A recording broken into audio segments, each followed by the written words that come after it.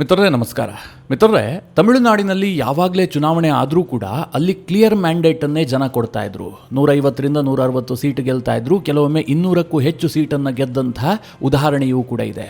ಅಲ್ಲಿ ಯಾವತ್ತೂ ಕೂಡ ಹಂಗ್ ಅಸೆಂಬ್ಲಿ ಆಗಿದೆ, ಚೌ ಸರ್ಕಾರ ನಿರ್ಮಾಣ ಆಗಿದೆ. ಆ ರೀತಿಯ ಸರ್ಕಾರಗಳನ್ನು ನೋಡೋದಕ್ಕೆ ಸಿಗ್ತಾ ಇರಲಿಲ್ಲ. ಆದರೆ ಫಸ್ಟ್ ಟೈಮ್ ತಮಿಳುನಾಡಿನಲ್ಲಿ ಒಂದು ಹಂಗ್ ಅಸೆಂಬ್ಲಿ ನಿರ್ಮಾಣ ಆಗಿದೆ.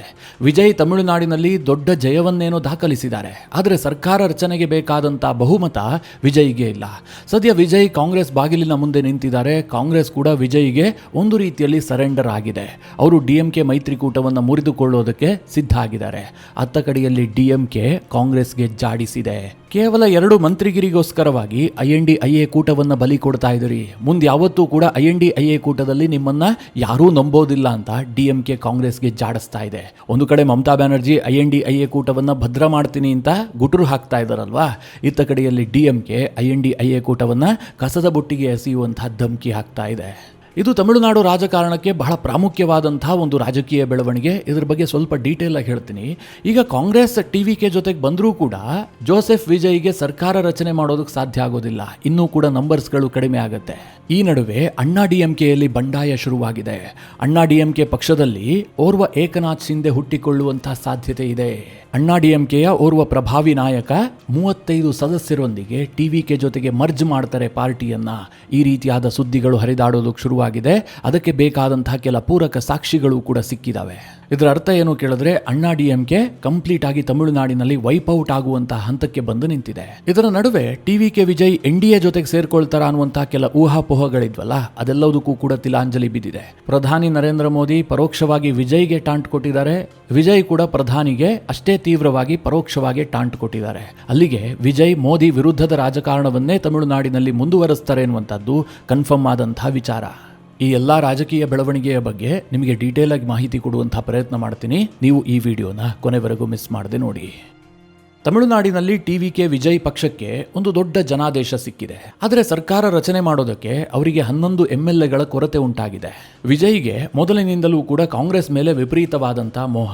ಕಾಂಗ್ರೆಸ್ ಜೊತೆಗೆ ಮೈತ್ರಿ ಮಾಡಿಕೊಳ್ಬೇಕು ಅಂತ ಅವರು ಚುನಾವಣೆಗೆ ಮುಂಚೆನೆ ಸಾಕಷ್ಟು ಸರ್ಕಸ್ ಮಾಡಿದ್ರು. ಆದರೆ ಅದು ಯಶಸ್ಸಾಗಿರಲಿಲ್ಲ. ಇತ್ತೀಚಿನ ವರ್ಷಗಳಲ್ಲಿ ಕಾಂಗ್ರೆಸ್ ತುಂಬಾ ಅವಕಾಶವಾದಿ ಆಗ್ಬಿಟ್ಟಿದೆ. ಹೀಗಾಗಿ ಸಾಧ್ಯ ಆಗಿರಲಿಲ್ಲ. ಈಗ ಚುನಾವಣೆ ನಂತರ ಕಾಂಗ್ರೆಸ್ಗೆ 5 ಸೀಟ್ಗಳು ಬಂದಿದ್ದಾವೆ. ಅದು ವಿಜಯ್ಗೆ ಸಾಕಾಗೋದಿಲ್ಲ. ಕಾಂಗ್ರೆಸ್ ಜೊತೆಗೆ ಇನ್ನೂ 6 ಹೆಚ್ಚುವರಿ MLAಗಳ ಅವಶ್ಯಕತೆ ಇದೆ. ತಮಿಳುನಾಡಿನಲ್ಲಿ DMK ಜೊತೆಗಿರುವಂತಹ ಲೆಫ್ಟ್ ಪಾರ್ಟಿಯ 4 ಜನ MLAಗಳೇನಿದ್ದಾರೆ ಅವರು ಇನ್ನೂ ಕೂಡ ಡಿಸೈಡ್ ಮಾಡಿಲ್ಲ. ನಾವು DMK ಅಲಯನ್ಸ್ ನಲ್ಲೇ ಮುಂದುವರಿಬೇಕಾ ಅಥವಾ TVK ಜೊತೆಗೆ ಹೋಗಬೇಕಾ, ಇದ್ರ ಬಗ್ಗೆ ಅವರು ಡಿಸೈಡ್ ಮಾಡಿಲ್ಲ. ಆದರೆ TVK ನಿರೀಕ್ಷೆ ಏನಿತ್ತು ಗೊತ್ತಾ, ಕಾಂಗ್ರೆಸ್ ಬಂದಿದ್ದೆ ಆದ್ರೆ ಆ 4 ಜನ ಲೆಫ್ಟ್ ಪಾರ್ಟಿಯ MLAಗಳು ಕೂಡ ನಮ್ಮ ಜೊತೆಗೆ ಬರ್ತಾರೆ ಅಂತ. ಆದರೆ ಹಾಗಾಗ್ತಾ ಇಲ್ಲ. ಜೊತೆಗೆ ಮಿತ್ರರೇ, ಮುಸ್ಲಿಂ ಲೀಗ್ ಈಗಾಗಲೇ ಸ್ಪಷ್ಟಪಡಿಸಿದೆ, ನಾವು ಯಾವುದೇ ಕಾರಣಕ್ಕೂ ಕೂಡ DMK ಅಲಯನ್ಸ್ ಅನ್ನು ಬಿಟ್ಟು ಹೋಗೋದಿಲ್ಲ. ನಾವು DMKಯ ಸಿಂಬಲ್ ಅಡಿಯಲ್ಲೇ ಚುನಾವಣೆಯನ್ನ ಎದುರಿಸಿದೀವಿ, DMK ಜೊತೆಗೆ ಇರ್ತೀವಿ ಅಂತ ಮುಸ್ಲಿಂ ಲೀಗ್ನ 2 ಶಾಸಕರು ಸ್ಪಷ್ಟಪಡಿಸಿದ್ದಾರೆ. ಆದರೆ ಕಾಂಗ್ರೆಸ್ ಮಾತ್ರ ಮುಂದೇನಾಗುತ್ತೆ ಇದು ಯಾವುದನ್ನು ನೋಡ್ತಾ ಇಲ್ಲ. 5 ಶಾಸಕರ ಬೆಂಬಲವನ್ನ ಕಂಪ್ಲೀಟ್ ಆಗಿ ವಿಜಯ್ಗೆ ಕೊಡೋದಕ್ಕೆ ನಿರ್ಧಾರ ಮಾಡಾಗಿದೆ. ನಾನು ಈ ವಿಡಿಯೋ ರೆಕಾರ್ಡ್ ಮಾಡ್ತಾ ಇದ್ದೀನಲ್ಲ, ಈ ಸಂದರ್ಭದವರೆಗೂ ಕೂಡ ಕಾಂಗ್ರೆಸ್ ಅಧಿಕೃತವಾಗಿ ಘೋಷಣೆ ಮಾಡಿಲ್ಲ. ಆದರೆ ಎಲ್ಲಾ ಬೆಳವಣಿಗೆಗಳು ಕೂಡ ಮುಕ್ತಾಯ ಆಗಿದೆ. ಇಷ್ಟು ದಿನ ಕಾಂಗ್ರೆಸ್ DMK ಜೊತೆಗಿದ್ರೂ ಕೂಡ ಅವರು ಸರ್ಕಾರದ ಭಾಗ ಆಗಿರಲಿಲ್ಲ. ಕೇವಲ DMK ಅಲಯನ್ಸ್ನಲ್ಲಿದ್ದರಷ್ಟೇ. ಅವರಿಗೆ ಯಾವುದೇ ಮಂತ್ರಿಗಿರಿಯನ್ನು DMK ಕೊಡ್ತಾ ಇರಲಿಲ್ಲ. ಈಗ ಕಾಂಗ್ರೆಸ್ TVKಗೆ ಡಿಮ್ಯಾಂಡ್ ಮಾಡ್ತಾ ಇದೆ, ನಾವು 5 ಜನ ಬಂದರೂ ಕೂಡ ನಮಗೆ 2 ಮಂತ್ರಿಗಿರಿ ಬೇಕು ಅಂತ. ಕಾಂಗ್ರೆಸ್ ಕಳೆದ 50 ವರ್ಷದಿಂದ ತಮಿಳುನಾಡಿನಲ್ಲಿ ಸಣ್ಣ ಅಧಿಕಾರವನ್ನು ಕೂಡ ಅನುಭವಿಸಿಲ್ಲ. ಈಗ ವಿಜಯ್ ಜೊತೆಗೆ ಸೇರ್ಕೊಂಡು ಸರ್ಕಾರದ ಭಾಗ ಆಗೋದಕ್ಕೆ ಕಾಂಗ್ರೆಸ್ ಯತ್ನ ಮಾಡ್ತಾ ಇದೆ. ಮಿತ್ರರೇ, ಕಾಂಗ್ರೆಸ್ನ ಈ ಪ್ರಯತ್ನ ಇದೆಯಲ್ಲ, INDIA ಕೂಟದಲ್ಲಿ ದೊಡ್ಡ ಬಿರುಗಾಳಿಯನ್ನ ಎಬ್ಬಿಸಿದೆ. DMK ವಿಪರೀತವಾಗಿ ಖಂಡಿಸಿದೆ. ಕಾಂಗ್ರೆಸ್ ಇವತ್ತು ನಮಗೆ ಬೆನ್ನಿಗೆ ಚೂರಿ ಹಾಕ್ತಾ ಇದೆ. ಅವರು ನಮ್ಮ ಜೊತೆಗೆ ಅಲಯನ್ಸ್ ಮಾಡಿಕೊಂಡು ಚುನಾವಣೆಯನ್ನು ಎದುರಿಸಿದ್ದಾರೆ. ಈಗೇನು 5 ಜನ ಗೆದ್ದಿದಾರಲ್ಲ, ಅದು ನಮ್ಮ ಸಪೋರ್ಟ್ನಿಂದ ಗೆದ್ದಿರೋದು. ಇದು ಜನಾದೇಶವನ್ನು ಉಲ್ಲಂಘನೆ ಮಾಡದಂತೆ. ಒಂದು ವೇಳೆ ಕಾಂಗ್ರೆಸ್ ಏನಾದರೂ TVK ಜೊತೆಗೆ ಹೋಗಿದ್ದೆ ಆದರೆ ಮುಂದಿನ ದಿನಗಳಲ್ಲಿ ಅಖಿಲೇಶ್ ಯಾದವ್ ಕೂಡ ಕಾಂಗ್ರೆಸ್ ಬಗೆಗೆ ಯೋಚನೆ ಮಾಡ್ತಾರೆ. ಇವರನ್ನು ನಾವೇನಾದರೂ ನಂಬಬಹುದಾ, ಚುನಾವಣೆ ನಂತರ ನಮ್ಮ ಜೊತೆಗೆ ಇರ್ತಾರಾ, ಇದರ ಬಗ್ಗೆ ಡೌಟ್ ಶುರುವಾಗುತ್ತೆ. ತೇಜಸ್ವಿ ಯಾದವ್ಗೂ ಡೌಟ್ ಬರುತ್ತೆ, ಉದ್ಧವ್ ಠಾಕ್ರೆಗೂ ಡೌಟ್ ಬರುತ್ತೆ. INDIA ಕೂಟದ ಅಸ್ತಿತ್ವವೇ ಡೋಲಾಯಮಾನವಾದ ಗಂಭೀರವಾದಂಥ ಪ್ರಶ್ನೆ ಆಗುತ್ತೆ. ಹೀಗಾದರೆ 2029ರಲ್ಲಿ ನಾವು ಮತ್ತೆ BJPಯನ್ನು ಎದುರಿಸೋದಕ್ಕೆ ಸಾಧ್ಯ ಇದೆಯಾ? ಹೀಗಲ್ಲ DMK ಕಾಂಗ್ರೆಸ್ ವಿರುದ್ಧವಾಗಿ ತೀವ್ರವಾಗಿ ವಾಗ್ದಾಳಿ ಮಾಡಿದೆ. ಒಟ್ಟಿನಲ್ಲಿ ಮಿತ್ರರೇ, ಕಾಂಗ್ರೆಸ್ನ ಸದ್ಯದ ಬೆಳವಣಿಗೆಯನ್ನು ನೋಡಿದ್ರೆ ಅವರು DMKಯಿಂದ ಒಂದು ಹೆಜ್ಜೆ ಹೊರಗಿಟ್ಟಾಗಿದೆ. DMK ಕೂಡ ಓಪನ್ ಆಗಿ ಕಾಂಗ್ರೆಸ್ ಅನ್ನ ಟೀಕೆ ಮಾಡೋದಕ್ಕೆ ಶುರು ಮಾಡಿದೆ. ನಿಮಗೆ ನೆನಪಿರಲಿ, TVK ವಿಜಯ್ ಬಳಿಯಲ್ಲಿ ಒಂದೇ ಒಂದು MP ಯ ಬಲವೂ ಕೂಡ ಇಲ್ಲ. ಈಗ DMKಯನ್ನು ಹೊರಗಿಟ್ಟಿದ್ದೇ ಆದರೆ INDIA ಕೂಟ ಸಹಜವಾಗಿ ವೀಕ್ ಆಗುತ್ತೆ. ಇದೊಂಥರ ರಾಷ್ಟ್ರ ರಾಜಕಾರಣದಲ್ಲಿ BJPಗೆ ಬಯಸದೇ ಬಂದ ಭಾಗ್ಯ ಆಗುತ್ತೆ.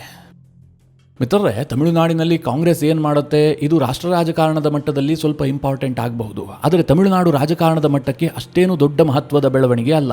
ಯಾಕೆಂದರೆ ಅವ್ರ ಬಳಿಯಲ್ಲಿರುವಂಥದ್ದು 5 ಶಾಸಕರ ಬಲ ಅಷ್ಟೇ. ಆದರೆ ಈಗ ದೊಡ್ಡ ಬಿರುಗಾಳಿ ಎದ್ದಿರುವಂತಹದ್ದು ಅಣ್ಣಾ DMK ಪಾಳೆಯದಲ್ಲಿ. ಎಡಪ್ಪಾಡಿ ಪಳನಿಸ್ವಾಮಿ ಪಕ್ಷದ ಕಂಟ್ರೋಲನ್ನು ಕಳೆದುಕೊಳ್ಳುವಂತಹ ಸಾಧ್ಯತೆ ಇದೆ. ಅಷ್ಟೇ ಏಕೆ, ಅಣ್ಣಾ DMK ಮುಂದಿನ ದಿನಗಳಲ್ಲಿ ಅಸ್ತಿತ್ವದಲ್ಲಿರುತ್ತಾ ಇಲ್ವಾ ಅನ್ನುವಂಥ ಪ್ರಶ್ನೆ ಉದ್ಭವಿಸಿದೆ. ಇದಕ್ಕೆ ಕಾರಣ ಆಗಿರೋದೇನು ಕೇಳಿದ್ರೆ, CV ಷಣ್ಮುಗಂ AIDMKಯ ನಾಯಕ, ಹಾಲಿ ರಾಜ್ಯಸಭಾ ಸದಸ್ಯ ಕೂಡ ಹೌದು. ಮೊನ್ನೆ ತಮಿಳುನಾಡಿನ ವಿಧಾನಸಭಾ ಚುನಾವಣೆಯಲ್ಲಿ ಗೆದ್ದು MLA ಕೂಡ ಆಗಿದ್ದಾರೆ. 4 ಬಾರಿ ಶಾಸಕರಾಗಿದ್ರು, ಈ ಹಿಂದೆ ಮಂತ್ರಿ ಕೂಡ ಆಗಿದ್ರು. CV ಷಣ್ಮುಗಂ ಅಣ್ಣಾ DMK ಕೂಟದಲ್ಲಿ ದೊಡ್ಡ ನಾಯಕ. ಈಗ ಮಿತ್ರರೇ, ಈ CV ಷಣ್ಮುಗಂ 35ಕ್ಕೂ ಹೆಚ್ಚು ಶಾಸಕರನ್ನ ತನ್ನ ಸಂಪರ್ಕದಲ್ಲಿ ಇಟ್ಕೊಂಡಿದ್ದಾರೆ. ಇವರು ನೇರವಾಗಿ TVK ಜೊತೆಗೆ ಅಣ್ಣಾ DMKಯನ್ನು ಮರ್ಜ್ ಮಾಡುವಂತಹ ಸಾಧ್ಯತೆಗಳಿದಾವೆ ಅಂತ ವರದಿ ಆಗ್ತಾ ಇದೆ. ಕೆಲ ಅಣ್ಣಾ DMK ಪಕ್ಷದ ನಾಯಕರು ಈ ಒಂದು ಬೆಳವಣಿಗೆಗೆ ಪೂರಕವಾಗಿ ಸ್ಟೇಟ್ಮೆಂಟ್ ಅನ್ನು ಕೊಟ್ಟಿದ್ದಾರೆ. ಈಗ ಬಾಲ್ TVK ಕೋರ್ಟ್ನಲ್ಲಿದೆ, ಅವರು ಡಿಸೈಡ್ ಮಾಡಬೇಕು. ಏನೊಂದಷ್ಟು ಬೆಳವಣಿಗೆ ಆಗ್ತಿರೋದಂತೂ ನಿಜ. ಮುಂದಿನ ಕೆಲ ಗಂಟೆಗಳಲ್ಲಿ ಎಲ್ಲವೂ ಕೂಡ ಸೆಟಲ್ ಆಗುತ್ತೆ ಅಂತ ಅಣ್ಣಾ DMKಯ ನಾಯಕರು ಹೇಳ್ತಾ ಇದ್ದಾರೆ. ಇನ್ನೊಂದು ಕಡೆ ಮಿತ್ರರೇ, TVK ವಿಜಯ್ ಅವರ ಪರಮಾಪ್ತ ಒಬ್ಬರು ಅಣ್ಣಾ DMKಯ ನಾಯಕರನ್ನ ಭೇಟಿಯಾಗಿದ್ದಾರೆ. ಎಡಪ್ಪಾಡಿ ಪಳನಿಸ್ವಾಮಿಯನ್ನ ಬದಿಗೊತ್ತಿ ಅಣ್ಣಾ DMKಯನ್ನ TVK ಜೊತೆಗೆ ಮರ್ಜ್ ಮಾಡಿಕೊಳ್ಳುವಂತಹ ಬೆಳವಣಿಗೆ ನಡೀತಾ ಇದೆ ಅಂತ ಮಾಧ್ಯಮಗಳು ವರದಿ ಮಾಡ್ತಾ ಇದ್ದಾವೆ. ಅಲ್ಲಿಗೆ ಮಿತ್ರರೇ, ಅಣ್ಣಾ DMK ಪಕ್ಷ ತಮಿಳುನಾಡಿನಲ್ಲಿ ಕಂಪ್ಲೀಟ್ ಆಗಿ ವೈಪೌಟ್ ಆಗುವ ಹಂತಕ್ಕೆ ಬಂದು ನಿಂತಿದೆ. ಇವತ್ತು ಅಣ್ಣಾ DMK ಬಳಿಯಲ್ಲಿ 47 ಜನ ಶಾಸಕರಿದ್ದಾರೆ. ಎಡಪ್ಪಾಡಿ ಪಳನಿಸ್ವಾಮಿಗೆ TVK ಜೊತೆಗೆ ಹೋಗೋದು ಕಷ್ಟಾಗಿಷ್ಟ ಇಲ್ಲ. ಯಾಕೆ ಅಂತಂದ್ರೆ, ಪಳನಿಸ್ವಾಮಿಗೆ ಇದರಿಂದ ಏನು ಲಾಭ ಆಗುತ್ತೆ? ಅವರು ಈ ಹಿಂದೆ ಮುಖ್ಯಮಂತ್ರಿ ಆದಂಥವರು, ಆಗೋದಾದ್ರೆ ಮುಖ್ಯಮಂತ್ರಿ ಆಗಬೇಕು. ಈಗ TVKಯಲ್ಲಿ ವಿಜಯ್ ಮುಖ್ಯಮಂತ್ರಿ ಆಗ್ತಾರೆ. ಇವರು ಹೆಚ್ಚು ಅಂತಂದ್ರೆ ಉಪಮುಖ್ಯಮಂತ್ರಿ ಸ್ಥಾನಕ್ಕೆ ಬೇಡಿಕೆ ಇಡಬಹುದು. ವಿಜಯ್ ಕೆಳಗಡೆ ಕೆಲಸ ಮಾಡಬೇಕು. ಅದಕ್ಕೆ ಎಡಪ್ಪಾಡಿ ಪಳನಿಸ್ವಾಮಿ ರೆಡಿ ಇಲ್ಲ ಅಂತ ಹೇಳಲಾಗ್ತಾ ಇದೆ. ಆದರೆ ಅವರ ಪಕ್ಷದಲ್ಲಿರುವಂತಹ ಶಾಸಕರಿಗೆ ಅಧಿಕಾರ ಬೇಕು. ಯಾಕೆಂದ್ರೆ ಈಗ ಆಲ್ರೆಡಿ ಅಧಿಕಾರದಿಂದ ದೂರ ಉಳಿದು 5 ವರ್ಷ ಕಳೆದು ಹೋಗಿದೆ. ಇನ್ನೂ 5 ವರ್ಷ ಅಧಿಕಾರಕ್ಕಾಗಿ ಕಾಯಬೇಕು. ಒಂದು ಸ್ಥಳೀಯ ಪಕ್ಷ ಅಷ್ಟೊಂದು ದೀರ್ಘಕಾಲ ಅಧಿಕಾರದಲ್ಲಿ ಇಲ್ಲದೆ ಇದ್ರೆ ಆಕ್ಸಿಜನ್ ಇರೋದಿಲ್ಲ.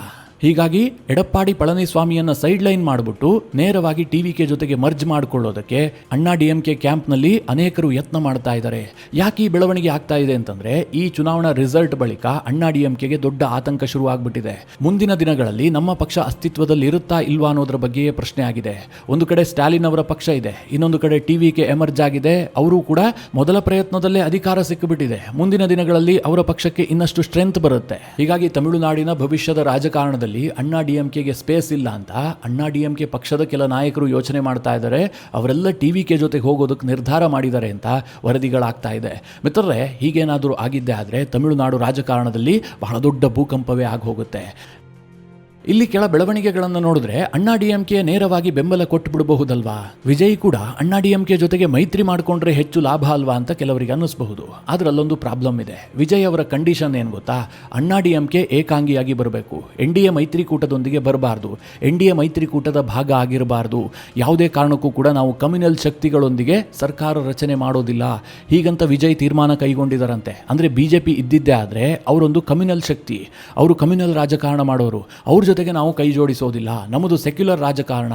ಹೀಗಂತ ವಿಜಯ್ ಅಣ್ಣಾ DMK ನಾಯಕರಿಗೆ ಷರತ್ತನ್ನು ವಿಧಿಸಿದ್ದಾರೆ. ಇದಕ್ಕೋಸ್ಕರವಾಗಿ ಕೆಲ ನಾಯಕರು ಮರ್ಜ್ ಮಾಡುವಂತಹ ಯೋಜನೆಯಲ್ಲಿದ್ದಾರೆ ಎನ್ನುವಂತಹ ವರದಿ ಇರೋದು. ಮಿತ್ರರೇ, ಸದ್ಯದ ಟ್ರೆಂಡ್ ಅನ್ನು ನೋಡಿದ್ರೆ ವಿಜಯ್ ಯಾವುದೇ ಕಾರಣಕ್ಕೂ ಕೂಡ NDA ಭಾಗ ಆಗೋದಕ್ಕೆ ಮುಂದಾಗೋದಿಲ್ಲ. ಅವರು ಮೋದಿಯ ವಿರುದ್ಧವಾದಂತಹ ರಾಜಕಾರಣವನ್ನೇ ಆಯ್ಕೆ ಮಾಡಿಕೊಳ್ಳುವಂತಹ ಸಾಧ್ಯತೆಗಳು ಜಾಸ್ತಿ ಇದ್ದಾವೆ. ವಿಜಯ್ ಗೆದ್ದ ಬಳಿಕ ಮೋದಿ ನೇರವಾಗಿ ವಿಜಯ್ಗೆ ಶುಭಾಶಯವನ್ನು ಕೋರಿಲ್ಲ, ಒಂದು ರೀತಿಯಲ್ಲಿ ಪರೋಕ್ಷವಾಗಿ ಶುಭಾಶಯ ಕೋರಿದ್ದಾರೆ. ಅದಕ್ಕೆ ವಿಜಯ್ ಅವರ ಪ್ರತಿಕ್ರಿಯೆ ಮೋದಿಗೆ ಟಾಂಟ್ ಕೊಟ್ಟಂತಿದೆ. ಅದೇನು ಅಂತ ಚಿಕ್ಕದಾಗಿ ಹೇಳ್ಬಿಡ್ತೀನಿ ನಿಮಗೆ. ಮೋದಿ ತಮಿಳುನಾಡಿನ ರಿಸಲ್ಟ್ ಕುರಿತಾಗಿ ಒಂದು ಟ್ವೀಟ್ ಮಾಡ್ತಾರೆ. ತಮಿಳುನಾಡಿನಲ್ಲಿ NDAಗೆ ಬೆಂಬಲ ನೀಡಿದಂತಹ ತಮಿಳುನಾಡಿನ ಜನರಿಗೆ ಧನ್ಯವಾದ. ಹಾಗೆ ನಾವು ಕೃತಜ್ಞತೆಯನ್ನು ಸಲ್ಲಿಸ್ತೀವಿ. ಜನರ ಸಮಸ್ಯೆಗಳಿಗೆ ಸ್ಪಂದಿಸುವುದಲ್ಲದೆ ಜನರ ಜೀವನ ಮಟ್ಟವನ್ನು ಸುಧಾರಣೆ ಮಾಡುವುದು ನಮ್ಮ ಗುರಿಯಾಗಿದೆ. ನಾವು ಅದರಲ್ಲಿ ಸದಾ ಮುಂಚೂಣಿಯಲ್ಲಿ ನಿಲ್ತೀವಿ. ಅತ್ಯುತ್ತಮ ಪ್ರದರ್ಶನ ನೀಡಿದಂತಹ TVK ಪಕ್ಷಕ್ಕೆ ಅಭಿನಂದನೆಗಳು. ತಮಿಳುನಾಡಿನ ಅಭಿವೃದ್ಧಿ ಹಾಗೂ ಜನರ ಕಲ್ಯಾಣಕ್ಕೋಸ್ಕರವಾಗಿ ಕೇಂದ್ರ ಸರ್ಕಾರ ಯಾವುದೇ ಕೊರತೆಯನ್ನ ಮಾಡದೆ ಕೆಲಸ ಮಾಡಲಿದೆ. ಹೀಗಂತ ಪ್ರಧಾನಿ ಟ್ವೀಟ್ ಮಾಡಿ ಒಂದು ಶುಭಾಶಯ ಕೋರ್ತಾರೆ. ಇಲ್ಲಿ ತಮಿಳುನಾಡಿನ ಜನ NDAಗೆ ಕೊಟ್ಟಂತಹ ಬೆಂಬಲವನ್ನು ಉಲ್ಲೇಖಿಸಿ TVKಗೆ ಅವರು ಶುಭಾಶಯ ಕೋರ್ತಾರಷ್ಟೇ. ವಿಜಯ್ಗೆ ಪರ್ಸನಲ್ ಆಗಿ ಗ್ರೀಟಿಂಗ್ಸ್ ಅನ್ನ ಮೋದಿ ಹೇಳಿಲ್ಲ, TVKಯ ಸಾಧನೆಗೆ ಅಭಿನಂದನೆ ಸಲ್ಲಿಸಿದ್ರಷ್ಟೇ. ಇದಕ್ಕೆ ವಿಜಯ್ ಒಂದು ರೀತಿಯಲ್ಲಿ ಟಾಂಡ್ ಕೊಡುವಂತೆಯೇ ಪ್ರತಿಕ್ರಿಯೆ ಕೊಟ್ಟರು. ಅದೇನಂತ ಕೇಳಿದ್ರೆ, ಮಾನ್ಯ ಪ್ರಧಾನಿಯವರಿಗೆ ಧನ್ಯವಾದ. ನಮ್ಮ ಜನರ ಕಲ್ಯಾಣ ನಮ್ಮ ಏಕೈಕ ಗುರಿಯಾಗಿದೆ. ರಾಜಕೀಯ ಭೇದಗಳನ್ನು ಮೀರಿ ತಮಿಳುನಾಡಿನ ಅಭಿವೃದ್ಧಿ ಹಾಗೂ ಜನರ ಕಲ್ಯಾಣಕ್ಕಾಗಿ ನಾವು ಸಂಪೂರ್ಣ ಗಮನ ಹರಿಸ್ತೀವಿ. ಈ ಪ್ರಯತ್ನದಲ್ಲಿ ಕೇಂದ್ರ ಸರ್ಕಾರ ಬೆಂಬಲ ಕೊಡುತ್ತೆ ಎನ್ನುವಂತಹ ನಿರೀಕ್ಷೆಯಲ್ಲಿದ್ದೀವಿ.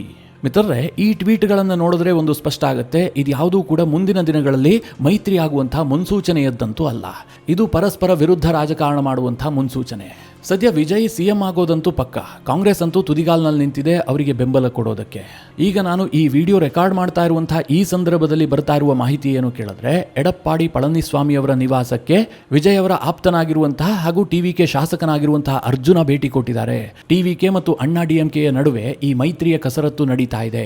ಸದ್ಯಕ್ಕಿರುವಂತಹ ಪ್ರಶ್ನೆ ಏನು ಕೇಳಿದ್ರೆ, ಎಡಪ್ಪಾಡಿ ಪಳನಿಸ್ವಾಮಿ ನೇತೃತ್ವದಲ್ಲಿ ಸಂಪೂರ್ಣ ಅಣ್ಣಾ DMK TVKಗೆ ಬೆಂಬಲ ಕೊಡುತ್ತಾ, ಅಂದ್ರೆ ಮೈತ್ರಿ ಸರ್ಕಾರ ರಚನೆ ಆಗತ್ತಾ, ಇಲ್ಲ ಅಣ್ಣಾ DMKಯ CV ಷಣ್ಮುಗಂ ನೇತೃತ್ವದಲ್ಲಿ ಪಕ್ಷ ಒಡೆದು TVK ಜೊತೆಗೆ ಮರ್ಜ್ ಆಗತ್ತಾ? ಇದು ಸದ್ಯಕ್ಕಿರುವಂತಹ ಪ್ರಶ್ನೆ. ಮುಂದಿನ ಕೆಲ ಗಂಟೆಗಳಲ್ಲಿ ಯಾವುದೇ ಡೆವಲಪ್ಮೆಂಟ್ಗಳು ಕೂಡ ಆಗಬಹುದು. ಒಂದು ವೇಳೆ ಅಣ್ಣಾ DMK ಒಡೆದು ಹೋಗೋದಾಗಿರಬಹುದು ಅಥವಾ NDAದಿಂದ ಅವರು ಹೊರ ಹೋಗೋದಾಗಿರಬಹುದು. ಈ ಬೆಳವಣಿಗೆ ಆಗಿದ್ದಾದ್ರೆ BJPಯ ಕತೆ ಏನು? ಈ ಪ್ರಶ್ನೆಯನ್ನು ನೀವೇನಾದರೂ ಕೇಳೋದಾದ್ರೆ ಮಿತ್ರರೇ, ಈ ಎಲ್ಲಾ ಬೆಳವಣಿಗೆಗಳು ಕೂಡ BJPಗೆ ಪೂರಕವಾಗೇ ಇದೆ. ಇವರು ಯಾವತ್ತು ಅಣ್ಣಾ DMKಯ ಜೊತೆಗೆ ಪುನಃ ಮೈತ್ರಿ ಮಾಡಿಕೊಂಡ್ರೋ ಅವತ್ತೇ BJPಯ ಡೌನ್ಫಾಲ್ ತಮಿಳುನಾಡಿನಲ್ಲಿ ಶುರುವಾಗಿತ್ತು. ನಾನು ನಿನ್ನೆಯ ವಿಡಿಯೋದಲ್ಲಿ ಆ ಬಗ್ಗೆ ಡೀಟೇಲಾಗಿ ಹೇಳಿದ್ದೀನಿ. BJP ಯಾವ ರೀತಿಯಾಗಿ ತಪ್ಪು ಲೆಕ್ಕಾಚಾರವನ್ನು ಹಾಕ್ತು, ಬಂಗಾಳದಲ್ಲಿ ಹೇಗೆ ಯಶಸ್ವಿ ಆಯಿತೋ ಇವರ ತಂತ್ರಗಾರಿಕೆ, ಹಾಗೆ ತಮಿಳುನಾಡಿನಲ್ಲಿ ಬಹಳ ದೊಡ್ಡ ತಪ್ಪನ್ನು ಮಾಡಿದ್ದಾರೆ.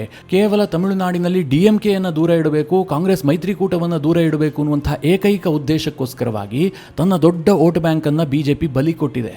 ಈಗ ಅಣ್ಣಾ DMK TVK ಜೊತೆಗೆ ಹೋಗುತ್ತೋ ಬಿಡುತ್ತೋ ಅದು ಬೇರೆ ಪ್ರಶ್ನೆ. ಒಂದು ವೇಳೆ BJP ಏನಾದರೂ ತಮಿಳುನಾಡಿನಲ್ಲಿ ಗಟ್ಟಿಯಾಗಬೇಕು ಅಂತಂದ್ರೆ ಅಣ್ಣಾ DMKಯ ಸಹವಾಸವನ್ನ ಬಿಟ್ಟು ಪಕ್ಷವನ್ನ ಕಟ್ಟಬೇಕು, ಒಂದು ಥರ್ಡ್ ಫೋರ್ಸ್ ಆಗಿ ಹೊರಹೊಮ್ಮಬೇಕು. ಆಗ ಮಾತ್ರ ಯಶಸ್ಸು ಸಿಗೋದಕ್ಕೆ ಸಾಧ್ಯ. ಮಿತ್ರರೇ, ಮುಂದೊಂದು ವಿಡಿಯೋದಲ್ಲಿ ವಿಜಯ್ ತಮಿಳುನಾಡಿನಲ್ಲಿ ಯಶಸ್ಸನ್ನು ಗಳಿಸೋದಕ್ಕೆ ಸಾಧ್ಯವಾ? ಅವರ ಮುಂದೆ ಎಂತೆಂತಹ ಚಾಲೆಂಜಸ್ಗಳಿದಾವೆ? ಆಂಧ್ರ ಪ್ರದೇಶದಲ್ಲೂ ಕೂಡ ಜಗನ್ಮೋಹನ್ ರೆಡ್ಡಿ ಅಧಿಕಾರಕ್ಕೆ ಬಂದಾಗ ಇದೇ ರೀತಿಯ ಮಾಹೋಲ್ ಇತ್ತು. ಆದರೆ ಜಗನ್ 5 ವರ್ಷದಲ್ಲಿ ಆಂಧ್ರದಲ್ಲಿ ಮುಗ್ಗರಿಸಿ ಬಿದ್ರು. ಆದರೆ ಈಗ ತನ್ನ ರಾಜಕೀಯಕ್ಕೆ ಜಗನ್ರನ್ನೇ ಮಾದರಿಯಾಗಿಟ್ಕೊಂಡಿರುವಂತಹ TVK ವಿಜಯ್ ನಿಜವಾಗ್ಲೂ ಕೂಡ ಯಶಸ್ಸನ್ನು ಗಳಿಸ್ತಾರ? ಇದರ ಬಗ್ಗೆ ಎಲ್ಲ ನಾನು ಮುಂದೆ ವಿಡಿಯೋದಲ್ಲಿ ನಿಮಗೆ ಡೀಟೇಲ್ ಆಗಿ ತಿಳಿಸ್ಕೊಡ್ತೀನಿ. ಇದು ತಮಿಳುನಾಡಿನ ರಾಜಕಾರಣದಲ್ಲಿ ಈವರೆಗೆ ಆಗ್ತಾ ಇರುವಂತಹ ಡೆವಲಪ್ಮೆಂಟ್ಗಳು. ಈ ವಿಚಾರದ ಕುರಿತಾಗಿ ನೀವೇನು ಹೇಳ್ತೀರಿ? ನಿಮ್ಮ ಅನಿಸಿಕೆ ಅಭಿಪ್ರಾಯವನ್ನು ಕಮೆಂಟ್ ಮಾಡುವ ಮೂಲಕ ನಮಗೆ ತಿಳಿಸಿ. ಹಾಗೆ ನಿಮಗೆ ಈ ವಿಡಿಯೋ ಇಷ್ಟವಾದರೆ ಲೈಕ್ ಮಾಡಿ. ಜೊತೆಗೆ ನೀವಿನ್ನೂ ನಿಮ್ಮ ನೆಚ್ಚಿನ ಸಂಸ್ಕಾರ ಸೌರಭ ಯೂಟ್ಯೂಬ್ ಚಾನಲ್ನ ಸಬ್ಸ್ಕ್ರೈಬ್ ಮಾಡಿಲ್ಲ ಅಂತಾದರೆ ಈ ಕೂಡಲೇ ಸಬ್ಸ್ಕ್ರೈಬ್ ಮಾಡಿ. ಮುಂದಿನ ಎಲ್ಲ ಅಪ್ಡೇಟ್ಗಳ ನೋಟಿಫಿಕೇಷನ್ಗಾಗಿ ಬೆಲ್ ಐಕಾನ್ ಒತ್ತಿ.